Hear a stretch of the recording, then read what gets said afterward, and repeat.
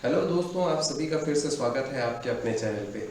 तो आंगनबाड़ी पर्यवेक्षक भर्ती परीक्षा 2023 की कड़ी को और आगे बढ़ाते हैं।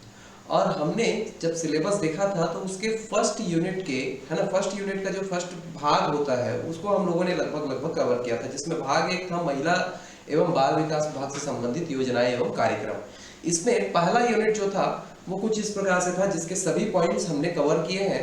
आंगनबाड़ी कार्यकर्ता और पर्यवेक्षक के दायित्वों को हम आगे आने वाले वीडियोस में जो जो टॉपिक में इनके दायित्व और कर्तव्य आएंगे वहां पे हम बताते चलेंगे। इसी कड़ी को आगे करते हुए अब हम लोग दूसरा इकाई की ओर पहुंचते हैं। और दूसरी इकाई जो है कुछ इस प्रकार से है, जिसमें पोषण और स्वास्थ्य संबंधी जानकारी का आज हम लोग एक छोटा सा परिचय लेंगे।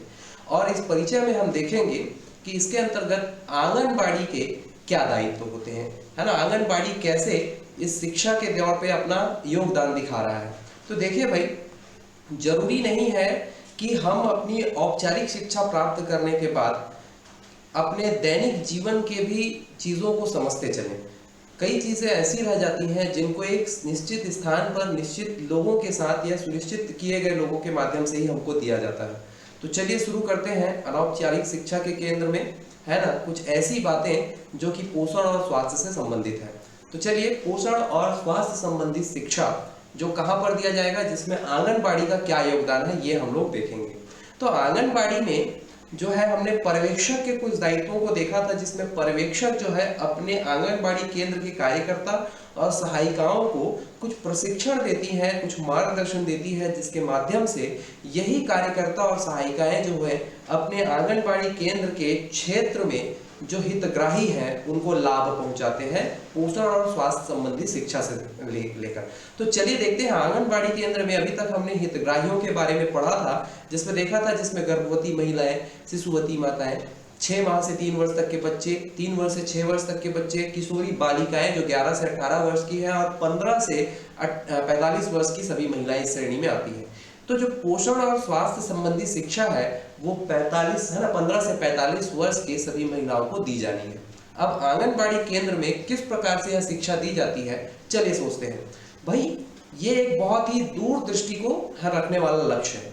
कारण ये है कि यही महिलाएं जो है आने वाली पीढ़ी को, एक भावी पीढ़ी को जन्म देंगी, एक बड़ा परिवार संभालेंगी, है ना, एक नए पीढ़ी को जन्म देंगी। तो भाई यहाँ पर अपने दायित्व को निभाने में इनसे कहीं कोई चूक ना हो जाए और एक स्वस्थ पीढ़ी आने से कहीं यहाँ पर वंचित ना हो जाए, इस वजह से इनको ये शिक्षा देना बहुत जरूरी होता है। तो ये एक बहुत ही दूरगामी लक्ष्य है भाई, है ना, क्योंकि इनके ऊपर बहुत ही बड़ा दायित्व है। तो चलिए समझते हैं कैसे। अब देखिए, हमने देखा है अभी तक, एक रिवीजन तौर पे देख लेते हैं, जितने भी वीडियोस में हमने देखा है कि जितने भी योजनाएं जो चल रही थी उसके अंतर्गत हमने देखा है कि जो बच्चों की देखभाल से संबंधित जो जानकारी है वो यहाँ पर आंगनबाड़ी केंद्र में दी जाती है। शिशु आहार में क्या क्या दिया जाता है, यदि शिशु कमजोर है उसके पोषण से संबंधित जानकारी देकर उनको क्या क्या खिलाना है, कब कब खिलाना है, ये जानकारी दी जाती है। शिशु के, है ना, देखभाल की बात की जाती है, टीकाकरण की बात की जाती है, चाहे वो माता को हो या शिशुओं को हो। इसके अलावा, है ना, परिवार नियोजन या प्रसव के समय, प्रसव के बाद, है ना, ये जितनी भी सुरक्षाएं या सावधानियां रखनी पड़ती हैं इसकी बात, या अपने पर्यावरण को, आसपास के परिवेश को कैसे साफ सफाई रखा जाए, ये सारी जानकारी आंगनबाड़ी केंद्र के माध्यम से लोगों तक पहुंचाई जाती है। हालांकि आंगनबाड़ी केंद्र में प्रत्येक मंगलवार को ये सब आयोजन किया जाता है, लेकिन और भी कई ऐसे उपलक्ष्य होते हैं जिसमें ये सारी जानकारी ये है अपने हितग्राहियों तक पहुंचाई जाती है। तो चलिए देख लेते हैं किस प्रकार की शिक्षा दी जा रही है। बच्चों की देखभाल, है ना, शिशु आहार से संबंधित जानकारी, टीकाकरण की जानकारी, है ना, परिवार स्वास्थ्य सेवाओं के लाभ जो कि मिल रहा है सरकार के माध्यम से, परिवार नियोजन की बात चल रही है, पर्यावरण स्वच्छता की बात चल रही है। तो इसकी जानकारी कौन देगा, आंगनबाड़ी केंद्र में देने वाले कौन है?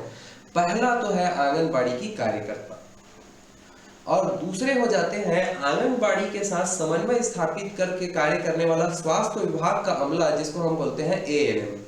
ठीक, और देख लेते हैं एएनएम का फुल फॉर्म याद रखिएगा, यदि धोखे से एग्जाम में पूछ लिया तो आपको बताने आना चाहिए, ऑक्सिलरी, है ना, नर्सिंग मिडवाइफरी। तो ये है नर्स दीदी जो है, ये भी अपने जो है स्वास्थ्य एवं पोषण की शिक्षा जो है, जब भी आंगनबाड़ी केंद्र में ये महिलाएं जो आती हैं 15 से 45 वर्ष की महिलाएं, तो उनको ये जानकारी ऐसे ही डिलीवर कर देती है। इसके अलावा जो मितानिन जो गाँव में नियुक्त की जाती हैं वो भी ये जानकारी दे रही होती हैं। इसके अलावा जो है LHV, ये बहुत ही इंपॉर्टेंट है, आप इसके बारे में रखिएगा। जितने भी शॉर्ट फॉर्म आपको एग्जाम में पढ़ रहे हैं, किसी भी किताब से आप पढ़ रहे हैं, वो सभी शॉर्ट फॉर्म को आप जो है पढ़ के रखिएगा भाई, ठीक है। चलिए और देखते हैं। इसके अलावा आंगनबाड़ी जो पर्यवेक्षक है वो भी समय समय पर जब निरीक्षण के लिए, सर्वे के लिए निकलती हैं, तो ये सब जानकारियां जो है वो दे रही होती हैं। तो चलिए, हमको ये चीज तो पता चल गया है कि इतने सारी जो जानकारी है वो आंगनबाड़ी केंद्र में कौन कौन या किनके किनके माध्यम से दी जा रही है। इसके अलावा अब ये जो स्वास्थ्य और पोषण संबंधी शिक्षा है वो कब कब दिया जाएगा, ये हम देख लेते हैं आंगनबाड़ी के माध्यम से। तो पहला तो है ना, घर घर जाकर भेंट करेंगी कौन, है ना, यही जो आंगनबाड़ी कार्यकर्ता है, ANM है, LHV है ना, पर्यवेक्षक है, मितानी है, ये घर घर जाकर भेंट करेंगी और भेंट के दौरान उनसे उनके जो हितग्राहियों की जो है यथास्थिति जानकर उनको इसकी जानकारी देते जाएंगी। इसके अलावा जो है, जो स्वास्थ्य कर्मचारी है, वो टीकाकरण का एक निश्चित डेट आंगनबाड़ी में निर्धारित कर दिया जाता है। उस दिन अगर कोई आता है हितग्राही वहां पर, तो उनको ये जानकारी दी जा सकती है ना। कोई विशेष दिन चुनना जरूरी नहीं है, जब कभी भी उनके साथ भेंट मुलाकात हो रही है तो किसी भी माध्यम से उनको ये जानकारी स्वास्थ्य और पोषण की दे देनी है। इसके अलावा हमारे आंगनबाड़ी केंद्र में अपने क्षेत्र के बच्चों के लिए वृद्धि निगरानी के लिए एक दिन सुनिश्चित किया जाता है। उस दिन भी जब बच्चों को लेकर माताएं आती हैं तो उनको ये जानकारी दी जा सकती है। इसके अलावा जो है, हम THR वितरण, एक बहुत ही शॉर्टकट है, इसको याद रखिएगा, THR, टेक होम राशन वितरण।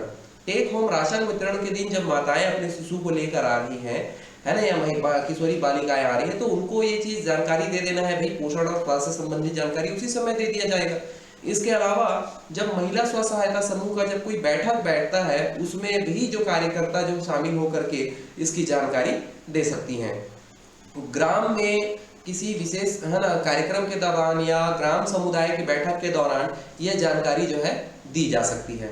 इसके अलावा महिला जागृति शिविर का आयोजन किया जाता है, जिसमें, है ना, महिलाओं को एकत्रित करके उस समय जितनी भी योजनाएं चल रही है उसकी जानकारी दी जाती है। स्वास्थ्य, पोषण, शिक्षा, टीकाकरण, ये सारी जानकारी दे करके उनको, है ना, शिक्षित किया जाता है सरकार की योजनाओं का लाभ उठाने के लिए और बच्चों की देखरेख के लिए। इसके अलावा सास बहू सम्मेलन का भी आयोजन किया जाता है, जिसके माध्यम से स्वास्थ्य और पोषण की शिक्षा दी जाती है। चलिए और आगे बढ़ते हैं। प्रत्येक गांव में मड़ई मेले का आयोजन तो होता ही है, तो मड़ई मेले के आयोजन के दौरान एक कैंप लगा दिया जाएगा।